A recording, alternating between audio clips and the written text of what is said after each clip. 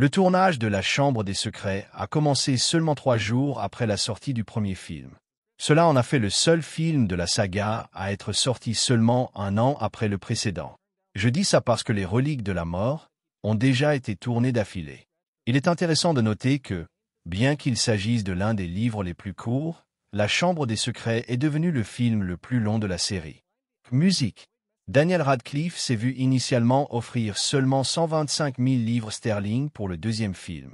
Cependant, lorsque le syndicat des acteurs est intervenu et a négocié, son salaire a été augmenté à environ 2 millions de livres. Radcliffe a également déclaré que La Chambre des Secrets était son livre préféré de la série. Musique. À l'époque de sa construction, le bureau de Dumbledore était le décor le plus cher de la série. Le réalisateur Chris Columbus et le designer Stuart Craig pensaient que le directeur devait avoir le bureau le plus majestueux.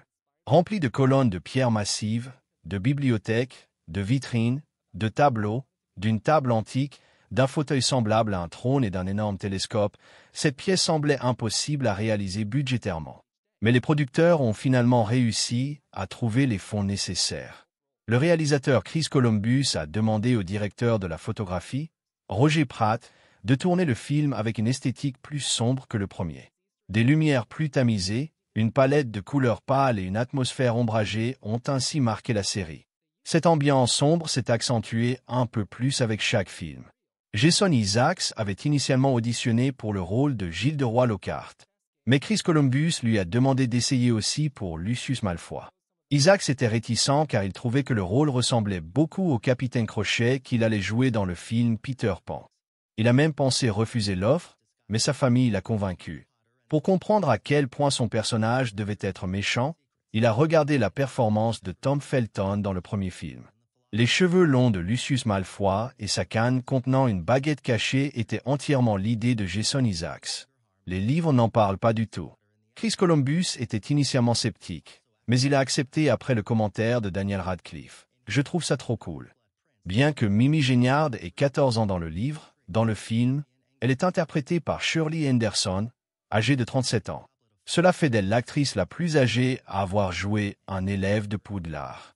Le jeune Hagrid a été joué par Martin Byfield, la doublure de taille de Robbie Coltrane.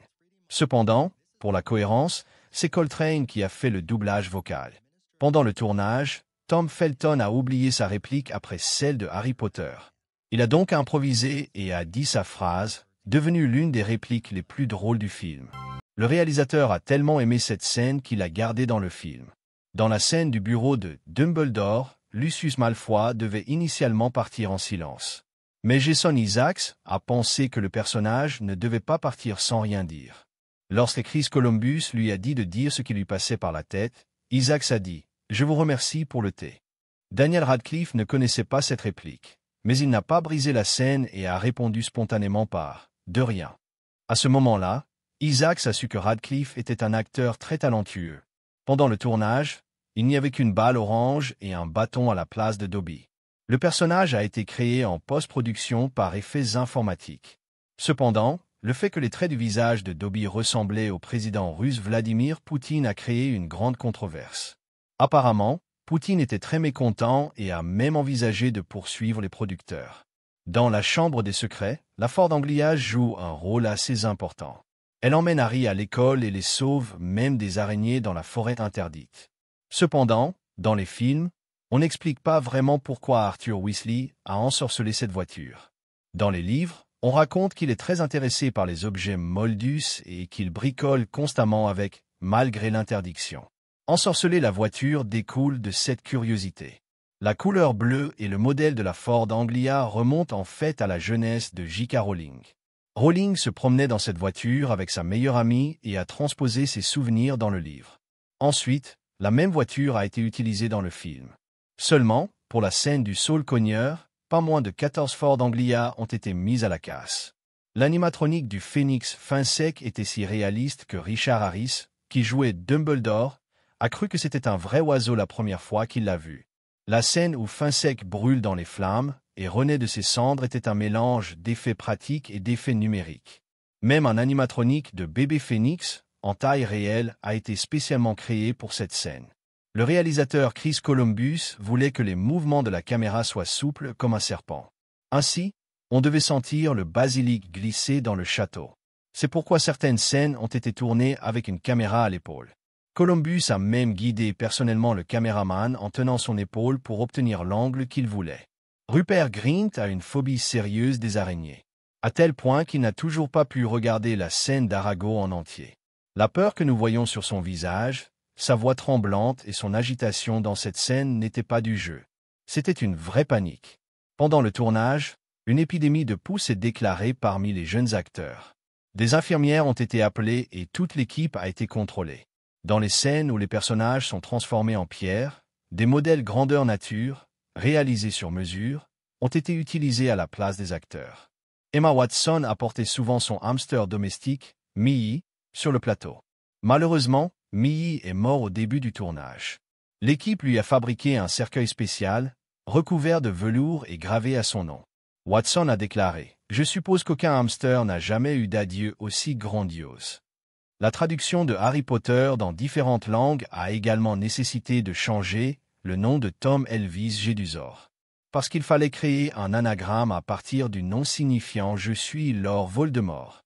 Par exemple, en espagnol, le nom est devenu Tom Sorvolo Riddle, donnant soit Lord Voldemort. En turc, il a été adapté en Tom Marvolo Riddle, formant l'anagramme ADM Lord Voldemort.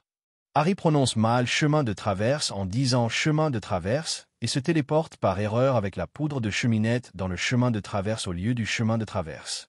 Il atterrit chez Barjot et Burke, la boutique des arts sombres, et nous y voyons toutes sortes d'objets sinistres. L'un d'eux est le fameux collier d'opale, maudit, que Rogue utilise pour tuer Dumbledore dans Le Prince de Sang Mêlé. Bien que son design ait été un peu modifié, c'est en fait le même collier. C'est Hagrid qui sauve Harry du chemin de traverse. Lorsqu'ils sortent de la rue sombre, ils remarquent une vitrine de librairie. Des livres à la reliure décorés sont exposés derrière la vitre. Si vous regardez attentivement, vous pouvez voir qu'il s'agit en fait des éditions reliées des livres Harry Potter. La personne qui a glissé le journal de Jedusor dans les affaires de Ginny était en fait Lucius Malfoy. On le voit pour la première fois chez Fleury et Bott.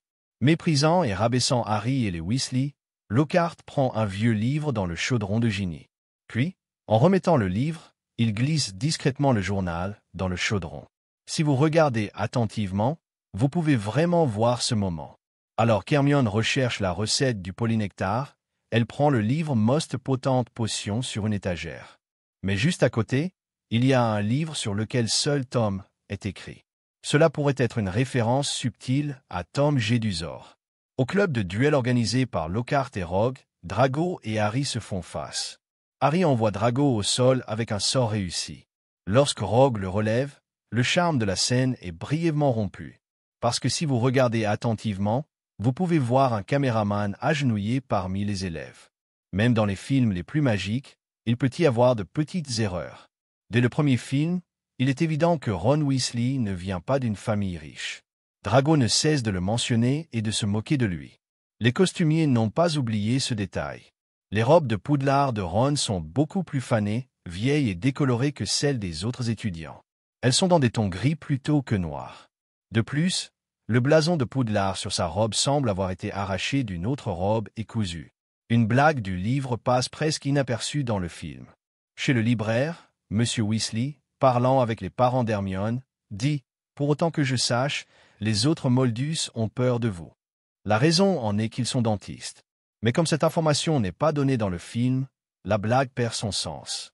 Lorsque le professeur McGonagall emmène Harry au bureau de Dumbledore, elle utilise le mot de passe sorbet citron. C'est le nom de la confiserie préférée de Dumbledore. D'ailleurs, lorsqu'on entre dans son bureau, on peut voir ses bonbons sur la table. Dans la grande scène finale du hall, Hermione devait étreindre à la fois Harry et Ron. Mais Emma Watson, un peu gênée de serrer Ron dans ses bras devant la foule, a improvisé et lui a simplement serré la main. Cela a finalement donné un résultat plus cohérent avec la relation des personnages.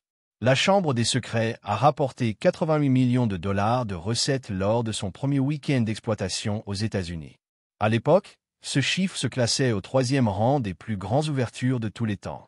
Spider-Man, 115 millions de dollars, et À l'École des Sorciers, 90 millions de dollars, occupait les 2 premières places. De plus, c'est le premier film à avoir dépassé la barre des 800 millions de dollars de recettes mondiales. Au Royaume-Uni, il a établi un autre record historique en vendant 1 million de DVD lors de son week-end de sortie. Mesdames et messieurs, nous voici arrivés à la fin d'une autre vidéo. Merci de l'avoir regardé. Vous pouvez partager vos réflexions dans les commentaires. De plus, si vous avez aimé la vidéo, n'oubliez pas de laisser un like et de vous abonner à la chaîne. Rendez-vous dans la prochaine vidéo. Au revoir.